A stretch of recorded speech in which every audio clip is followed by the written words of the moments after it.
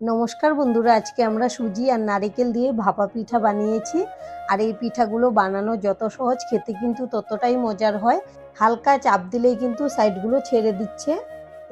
এই যে দেখুন কত সুন্দর করে বেরিয়ে এসছে আর কতটা জালিদার হয়েছে পিঠা, সফট হয়েছে। এটা মুখে দিলেই কিন্তু মিলিয়ে যাবে, খেতে ভীষণ সুস্বাদু হয়। আর আমাদের আজকের রেসিপিটা দেখার পর যদি আপনাদের ভালো লাগে, একটা লাইক অবশ্যই দিয়ে দেবেন। আপনাদের একটা লাইক আমাদেরকে অনেক উৎসাহ দেয় নতুন নতুন ভিডিও বানাতে। আর আমাদের পাশে থেকে চ্যানেলটিকে সাবস্ক্রাইব করে নেওয়ার জন্য অনুরোধ রইল। প্রত্যেকটা পিঠাই কিন্তু একদম স্পঞ্জি হয়েছে, নরম তুলতুলে সফট। তাহলে চলুন দেখে নেওয়া যাক আমাদের আজকের রেসিপি। সবার প্রথমে এখানে নিয়েছি 1 কাপ সুজি আর একটা ছাঁকনি নিয়েছি। সুজিটাকে চেলে নেব।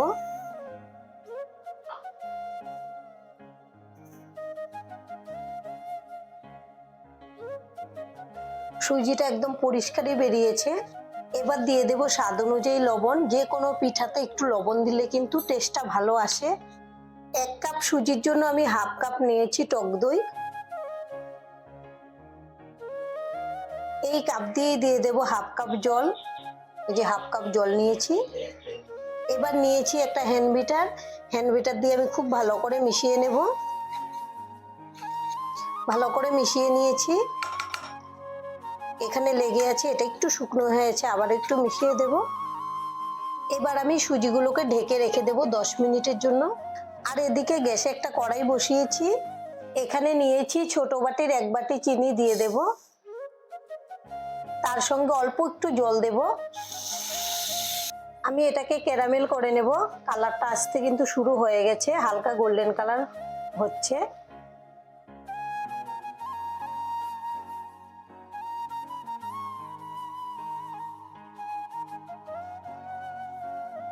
এবার দেখুন সুন্দর একটা কালার চলে এসছে। আমাদের যেরকম কালারটা দরকার একদম ঠিকঠাক কালার চলে এসছে। তাই এখানে দিয়ে দেব 1 বাটি গরুর দুধ। এই দুধটা আমি আগে থেকে জাল করে ঠান্ডা করে রেখেছিলাম। আর দুধটা দেওয়ার পরে দেখুন কালারটা কত সুন্দর হয়েছে। এখন আমি খুব ভালো করে মিশিয়ে নেব। একটু কিন্তু দানা দানা আছে, এগুলো নাড়তে নাড়তে খুব সুন্দর করে দুধের সঙ্গে মিশে যাবে। চিনি খুব ভালো করে মিশে গেছে। এবার আমি গ্যাসটাকে অফ করে দেব আর এটাকে একটু ঠান্ডা করে নেব। আজকে আমি পিঠাগুলো এই বাটিতে বানাবো। এখানে আমি 4টা বাটি নিয়েছি আর বাটির মধ্যে সাদা তেল নিয়েছি। এখন আমি তেলটাকে ব্রাশ করে নেব। সাইডগুলো কিন্তু খুব ভালো করে লাগিয়ে নিতে হবে, তাহলে যখন আমরা পিঠাটা বের করব খুব সুন্দর করে বেরিয়ে আসবে। এই যে আমি ভালো করে লাগিয়ে নিয়েছি আর এইভাবে আমি সবগুলো বাটিতে তেলটা লাগিয়ে নেব। আর এদিকে গ্যাসে একটা সসপ্যান বসিয়েছি, দিয়ে দেব জল। আর এখানে নিয়েছি একটা স্ট্যান্ড, বসিয়ে দেব। আমি জলটা স্ট্যান্ডের সমান সমান দিয়েছি।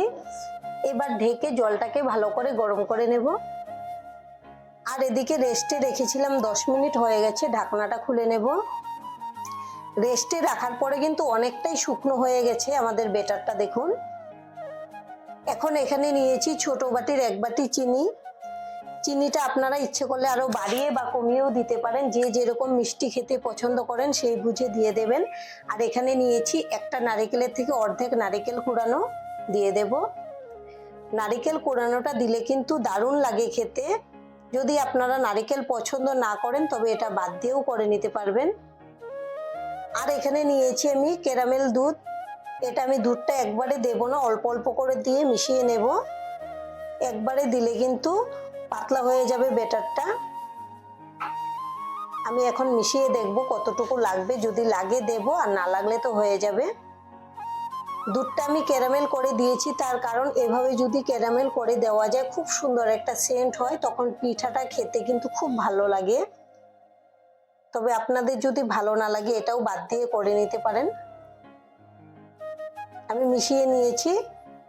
এখন খুব ভালো করে ফেটিয়ে নেব।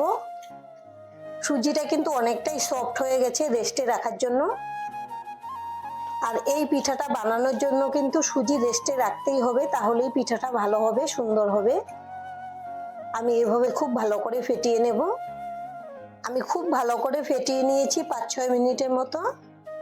আর আমাদের এই যে ক্যারামেল দুধটা কিন্তু রয়ে গেছে, এটা আর লাগবে না। আর এখানে নিয়েছি 1 প্যাকেট ইনো।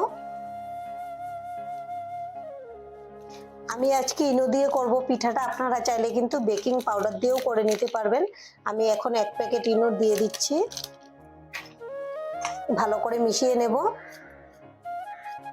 বেকিং পাউডার দিলে 1 চা চামচ দিয়ে দেবেন, তাহলেই হয়ে যাবে সুন্দর করে। আর ইনোটা দেওয়ার পরে ব্যাটারটা কিন্তু খুব সুন্দর করে ফুলে যায়।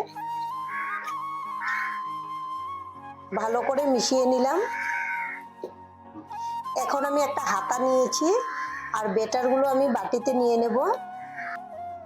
বাটিটা একদম ভর্তি করে দেওয়া যাবে না, একটু কম রাখতে হবে। এই যে আমি 3 হাতা করে ব্যাটার দিয়ে দিচ্ছি।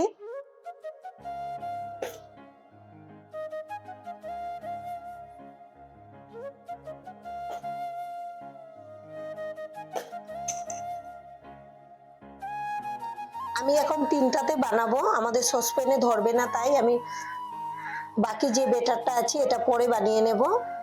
আর একটা একটা করে কিশমিশ সাজিয়ে দেব, তাহলে কিন্তু দেখতে সুন্দর লাগবে, খেতেও ভালো লাগবে যখন মুখে লাগবে কিশমিশগুলো। আমি এইভাবে প্রত্যেকটা বাটিতে সাজিয়ে দেব। আমাদের জলও খুব ভালো করে গরম হয়ে গেছে, এখন আমি ঢাকনাটা খুলে নেব। এবার আমি বাটিগুলো বসিয়ে দেব।